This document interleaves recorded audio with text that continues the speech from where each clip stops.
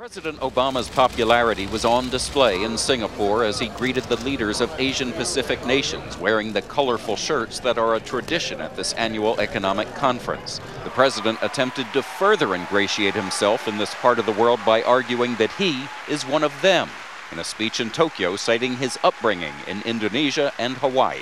As America's first Pacific president, I promise you that this Pacific nation will strengthen and sustain our leadership in this vitally important part of the world. His primary goal on this trip, he said, is to get relief for American workers. For America, this is a jobs strategy. The president hopes to nudge Asian countries to buy more American goods, thereby creating jobs in the U.S.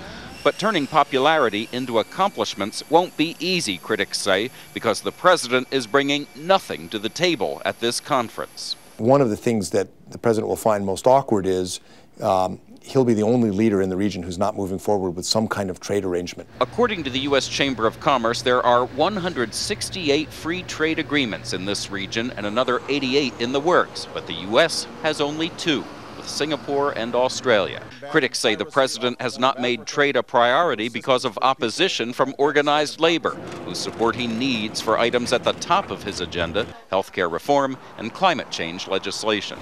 Sunday, the president will face his biggest challenge of this trip by far when he heads to China. He's expected to encourage China to open its markets to U.S. goods, but he has virtually no leverage. China now largely controls the economic relationship because it has become America's banker, now holding nearly $1 trillion in U.S. debt. The president will confront yet another major challenge before leaving for China. He'll meet here with Russian President Dmitry Medvedev to discuss slow-moving negotiations on a major nuclear arms treaty. Officials say no breakthrough is expected.